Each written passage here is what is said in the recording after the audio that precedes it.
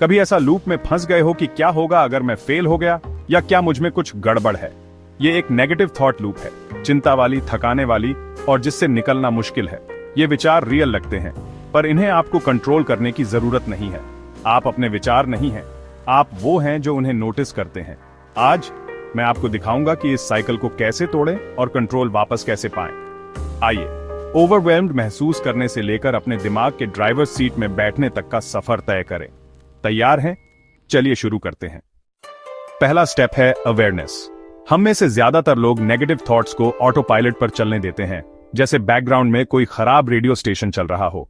आपका काम उस थॉट को नोटिस करें, रुकें, उसे जज न करें, बस ऑब्जर्व करें। कहें, मुझे ऐसा लग रहा है कि मैं फेल हो सकता हूं।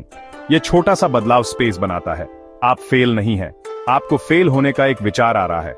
इसे कॉग्निटिव डिफ्यूजन कहते हैं। खुद को अपने विचारों से अलग करना। ऑब्जर्वर बनने की प्रैक्टिस करें। थॉट को पकड़ें, उसे नाम दें और उसे जाने दें। आप उसे भगाने की कोशिश नहीं कर रहे हैं, बस उसके साथ अपना रिलेशनशिप बदल रहे हैं। ये बाकी सब चीजों के लिए फाउंडेशन है। अभी आपको कौन सा विचार आ रहा है, उसे नाम दें। आप अभी से अपनी ताकत वापस पा रहे हैं। अब उस विचार पर सवाल उठाएं, क्या यह 100% सच है?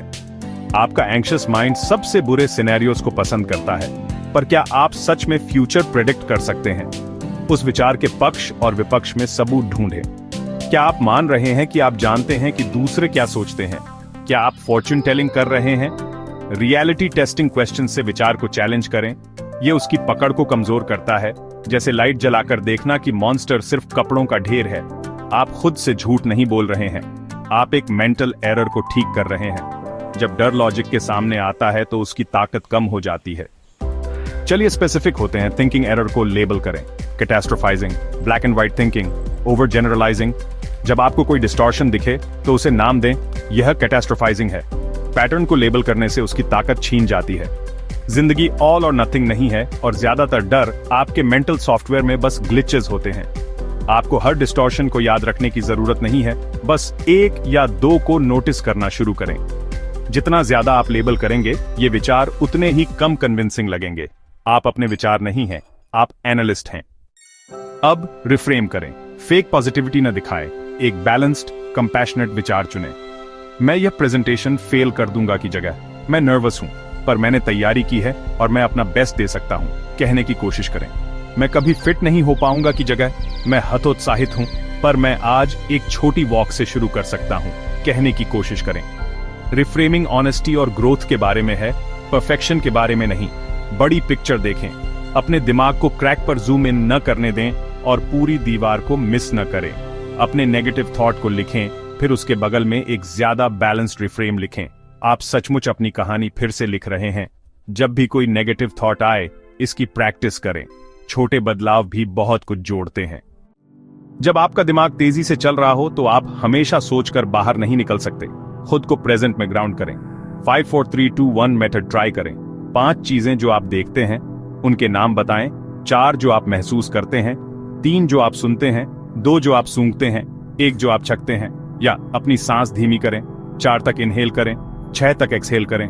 जमीन पर अपने पैर महसूस करें, कुछ ठंडा पकड़ें या किसी फिजिकल सेंसेशन पर ध्यान दें। ये टेक्निक्स आपको एंग्शियस लूप से बाहर निकालकर अभी में लाती है। एंग्जाइटी फ्यूचर में रहती है। ग्राउंडिंग आपको वहां वापस लाता है जहां आपके पास पावर है। एक बार जब आप शांत हो जाएं, तो आप दूसरे टूल्स का उपयोग कर सकते हैं। जब भी आप ओवरवेल्म्ड महसूस करें, ग्राउंडिंग की प्रैक्टिस करें। यह आपके दिमाग के लिए एक रीसेट बटन है। आप इसे कहीं भी कभी भी कर सकते हैं।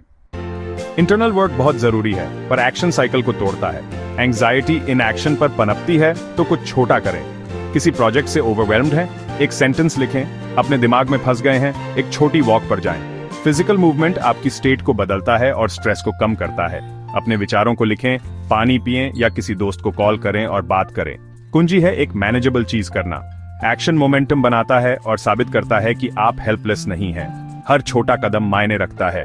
आप कॉन्फिडेंस बना रहे हैं एक एक एक्शन करके। नेगेटिव थॉट्स आपको कमजोर नहीं बनाते भी, वे आपको इंसान बनाते हैं। मायने ये रखता है कि आप कैसे रिएक्ट करते हैं। अब आपके पास टूल्स हैं। नोटिस करें, क्वेश्चन करें, रिफ्रेम करें, ग्राउंड करें और एक्ट करें। ये स्किल्स हैं। प्रैक्टिस से प्रोग्रेस होती है। डर को अपनी कहानी न लिखने दें। आप लेखक हैं। इसे किसी ऐसे व्यक्ति के साथ शेयर करें जिसे इसकी जरूरत है, और याद रखें, आप अकेले नहीं हैं, आप कर सकते हैं। टफ थॉट्स को हैंडल करने के लिए आपके टूल किट का एक क्विक रिकैप यहां दिया गया है। अपनी गट फीलिंग पर ध्यान दें, अवेयर हो जाएं। जैसे ही कोई थॉट आए, उसे पकड़ लें। थॉट पर सवाल उठाएं, उसे रियलिटी चेक दें। डिस्टॉर्शन को लेबल करें, थिंकिंग ट्रैप को पहचानें। थॉट को रिफ्रेम करें, एक और हेल्पफुल पर्सपेक्टिव ढूंढें। खुद को प्रेजेंट में ग्राउंड करें, जो अभी रियल है उस पर फोकस करें। एक छोटा एक्शन लें, साइकिल को तोड़ें। याद रखें, आप अपने थॉट्स नहीं हैं। जब भी लाइफ ओवरवेलमिंग लगे तो इन स्टेप्स को प्रैक्टिस करें। धीरे धीरे आप अपने माइंड में आने वाले किसी भी थॉट को हैंडल करने में बेहतर हो जाएंगे।